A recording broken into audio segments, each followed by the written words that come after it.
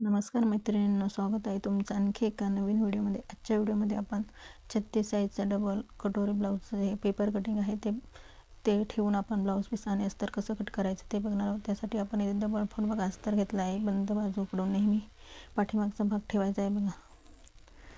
बंद बाजू आहे आणि गळ्याच्या साईडने आपण हा पॅटर्न ठेवायचा आहे बंद बाजूकडून.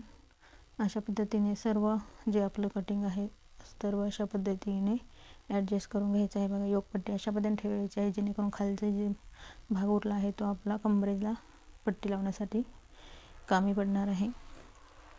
तर जो आपला कटोरीचा डबल कटोरीचा जो वरचा भाग आहे तो नेहमी क्रॉसमध्ये ठेवायचा आहे जेणेकरून आपली कटोरी अगदी फिटिंगला खूप छान बसते बघा.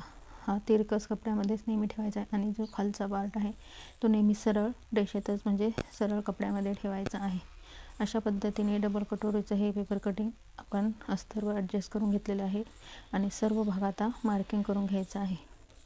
अशा पद्धतीने सर्व भाग आपण मार्किंग करून इथे घेतलेला आहे बघा.